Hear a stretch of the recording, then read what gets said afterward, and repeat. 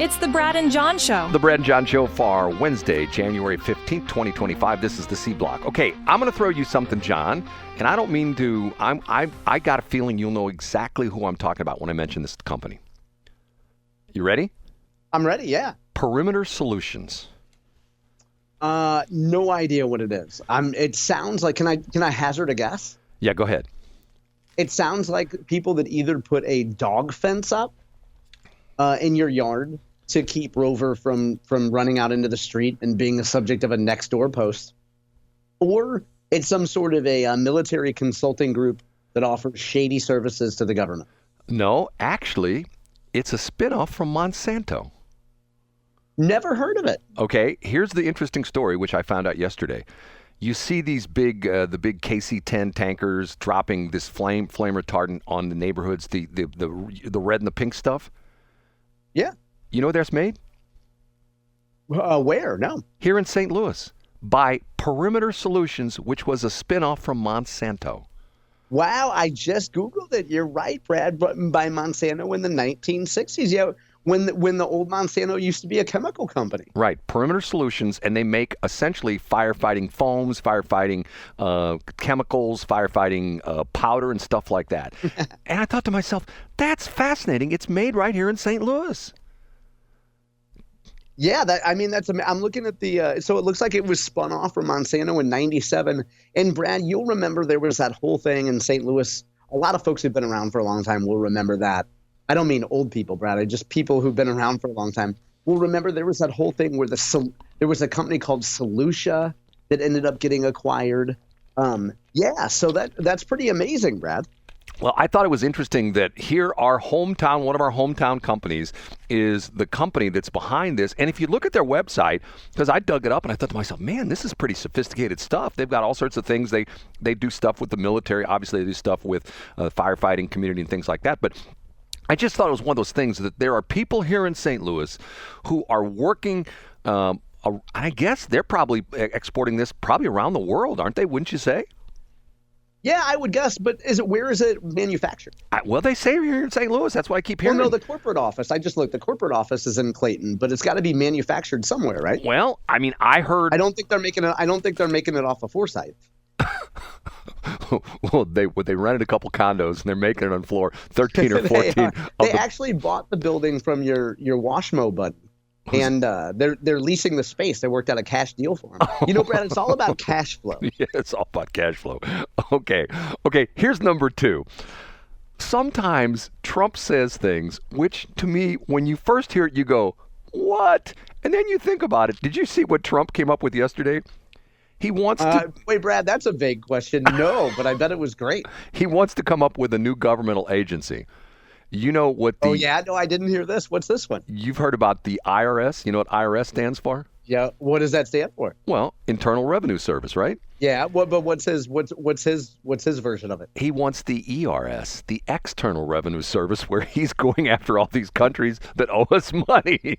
Oh, that's great. I'm thinking to myself, at first I thought that's goofy. I thought to myself, you know what? That's pretty smart. And he's saying that there are a lot of countries that essentially that bypass our tariffs and things like that. And he's essentially saying we need the External Revenue Service to go after these companies, not after taxpayers of the United States, but these scofflaw countries that don't pay their tariffs and things like that, and companies that bypass the tariff system and stuff like that. I'm thinking to myself, this guy's brilliant. Now, once again, everybody made fun of him when he created the Space Force, but if you talk to any of these defense experts, they all talk about the fact that if we, God forbid, we have the next world war, a lot of it will be fought in space because everybody will be trying to knock out everybody else's satellites. You're trying to kill the GPS system. Yeah, that makes sense. Right. And that's what Trump did in his first term, said we need a force, and because the Air Force did that. But the interesting thing, what's going on in the Air Force, there's a lot of infighting within the Air Force right now because of the fact that they are still into the mode of we need butts and seats in planes. Get what I'm saying? We need pilots and seats in planes. And other people are going, okay, look at the Ukrainian-Russian war. Look what the Ukrainians are doing with off-the-shelf drones that they're buying literally on the internet, and they're modifying them to become into lethal killing machines. And remember, about 2 or 3 weeks ago, we talked about the fact that I heard this fascinating guy who was a local guy who was a military expert on this that talked about the whole situation with drones and how this is the next frontier. And the thing that's really spooky about this is I read this story the other day, which was very chilling. And it talked about the fact that the new wave of the ISIS terrorists are the guys like down in New Orleans. The guys who essentially rent a truck, drive it through a crowded environment of revelers at a party. In this case, it was the New Year's Eve stuff, and they kill all sorts of people. And they talk about there's all these videos out that they're essentially trying to get the lone wolves to come out, and to the point where there's a video that they said the guy, when you interpret the video essentially says, go next door and kill your neighbors. Now, think about that for a minute, because we think we're safe in our houses. We think we're safe in our, we're driving our cars, we're doing like that. And all of a sudden, some guy decides, I'm going to kill a bunch of people on 270. I'm going to rent a truck, and I'm just going to go the wrong way in 270, see how many people I can run into head on and kill on 270. How do you stop that? The answer is you don't. And the other situation is that this is a whole crazy thing. There's a whole community, and some people call them these weirdo preppers. Do you know what EDC stands for? And it's not the economic development. Yeah, the little things that you can carry around with you. Aren't they the meal replacements? Well, everyday carry essentially is there's websites you see that the guys will show. They'll do like what they go on EDC display, and they'll say, this is my EDC, and you'll see that they've got, there's a gun, and they have a spare magazine, they've got a flashlight, they've got a knife, and they've got stuff like that. Do you know what a bug out bag is? You ever heard of this before? No. Okay. I haven't. Is that if you just got to grab everything and go? Exactly. And what's interesting is for a long time, the preppers were the ones going like, you got to have a bug out bag, get out of this. And essentially a bug out bag is like a knapsack. Typically it's like a knapsack, or like maybe like a satchel kind of thing, or a messenger bag or something like that you put in stuff, and you put in some MREs, some essentially, the meals ready to eat, some stuff that'll last for like 25 years. You put in a couple of bottles of water, you put in a gun, you put in a knife, you put in, matches, lighter, all this kind of stuff.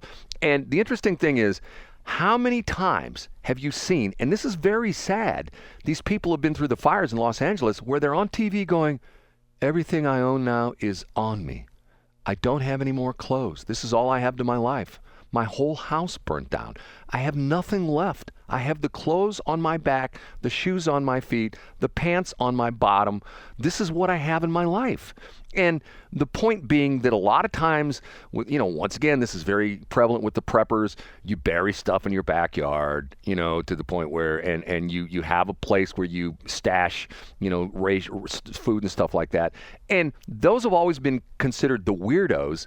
And the problem now is, you look at this, when those people in LA, the very upscale entertainment people with gazillion dollars, are going like, oh, I don't have to worry. I've got private security. I've got this. I've got that. I've got an alarm system. I got a dog. Guess what? They have nothing now. And I think that's the thing, that we look at the fact that the government will take care of us, but you should say to yourself, I will take care of myself, and hopefully the government will be along to assist me. You know what I'm saying? I get exactly what you're saying, Brad. But the problem is nobody does that. There's like a very famous little meme that's used within like the gun community. When seconds count, police are minutes away. Okay? Yeah, I've seen that before. Right. And to the point where when you think about it, you're going like, okay, if some dude smashes through your front door, if he kicks your front door in and you dial 911, first off, it's going to take a while for them to answer the phone. Even if it's like 2 rings, it takes 10 seconds, 15 seconds. Then it takes the dispatcher, to talk to you on the phone. Somebody just broke on my front door. Please send somebody right away. Then it takes a couple more seconds for the dispatcher to get on the radio. 3506, respond to a, 4th Century, 3506 Maple Street. And then it takes X amount of time for that police officer to drive to your house. And by then, the guy could have, sliced and diced you, shot you, raped you, burnt you, whatever, and the fact that most people are going like, well, the police are going to take care of me. How do people in the city of St. Louis feel about that now when they find out? I mean, if you're relying on the police, you're out of luck. The Jane Duker story we covered months ago, where she broke down the numbers when she essentially said, well, okay, there's 800 police officers, and she went through the whole thing. She says 85 of them are on disability leave, and some of them are on vacation, some of them blah, blah, blah. And she essentially says there's really only 400 police officers on the street, and you figure that they're not on the street 24 hours a day, 7 days a week. You break it down by shifts, and you go like, so the entire city, at times, there's only it's just like when I was a police dispatcher, I was blown away by the fact, and this has probably changed, but I remember Missouri Highway Patrol, sometimes when I work in the night shift, there would be things where, and this is what they called Troop C. Troop C used to be, the headquarters used to be right there at Highway 40, you know what I'm talking about, 40 and Mason. And then they moved it out to 94 and 40 out in St. Charles County because they could sell the ground and make a lot of money, but that's a whole other story. But Troop C covers, I don't know how many counties. They cover all the main metro counties, Jefferson, Franklin, Warren, St. Louis County, St. Charles County, Lincoln, and a bunch more. Okay, I think there's only 9 or 10 troops. And I don't know how many counties. How many counties in the state of Missouri? 114, plus the city of St. Louis. So you figure that each troop has probably got 10, 12, 14 different counties, okay? There were nights when I would hear on point to point, I don't know if that's around anymore, this common frequency used to use all the time, when people would give accidents to Missouri Highway Patrol, and the dispatcher would come on and say, well, we've only got 2 cars on right now. We'll try to get to it. I'm going 2 cars in the entire Troop C? Yes. Let's say one of them's in Troy, Missouri, and another one's in Herculaneum, and there's an accident on Highway 40 at 141.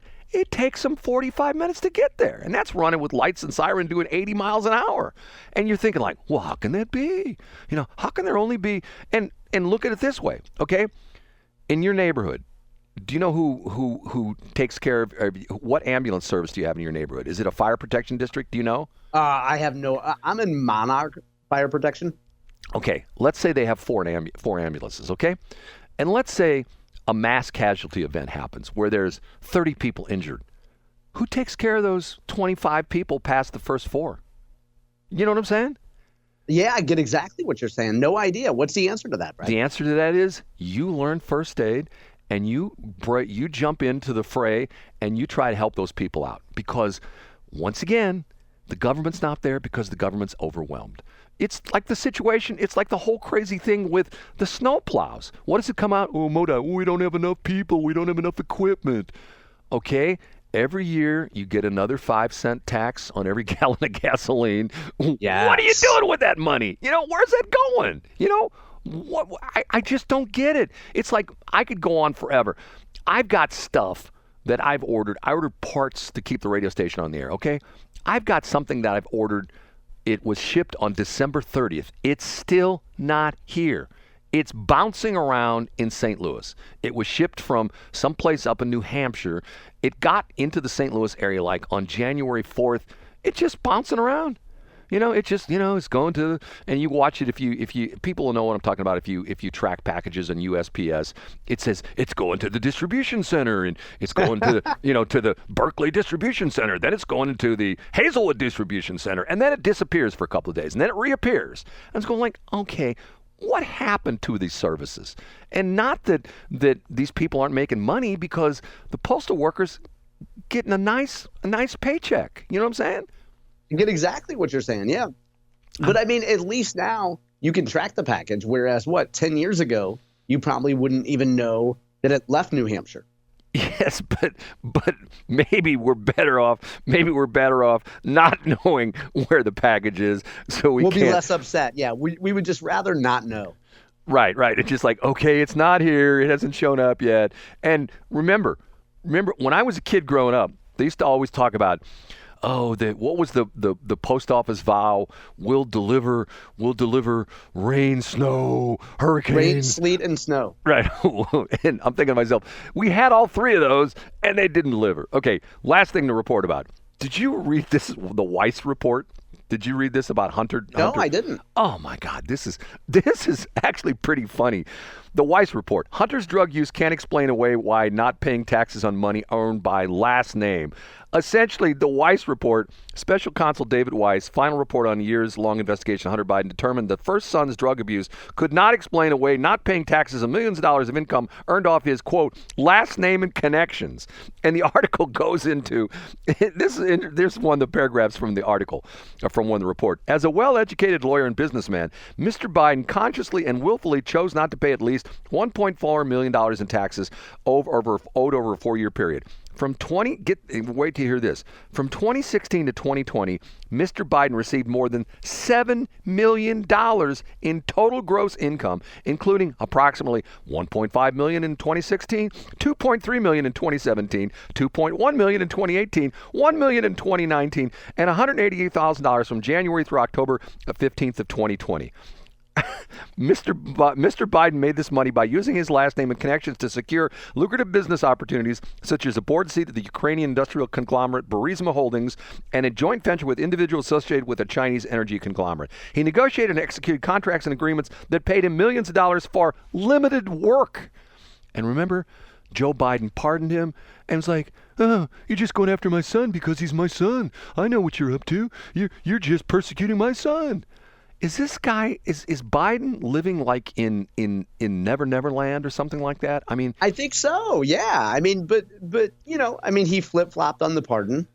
So we saw that. So what's the big deal, John, when your kids get older, I've got 4 adult kids, okay?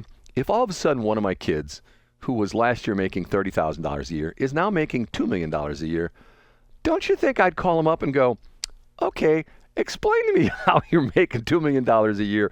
I don't see you doing much. Don't you think there would be that conversation? Yeah, I think so. But you know what? I mean, Joe probably just didn't want to know. And maybe he had no idea. Maybe he had no idea that Hunter was doing that well, Brad. What do you call that? Deniable? What's the term for that? Plausible deniability. Plausible deniability.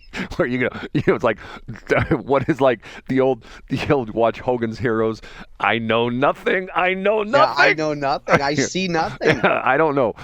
John, we've got 2 more days after today. Can you believe it? And it's supposed to get a little bit warmer today. Actually, it might even hit 50 tomorrow. Can you believe that? I know. It's going to be warm. I think it's going to be in the 40s or 50s. Not today, but tomorrow, right? Yes. It's going to be amazing. So maybe some of the snow will melt. Maybe some of the people will probably get out of their houses in the city for finally, right? And you know what the problem with that is? They'll get out of their house and then they'll get carjacked. But that's a whole other story. Hey, crime's down, Brad. Read the news. Right. Yeah, read the news. John, talk to you tomorrow. All right. See you tomorrow.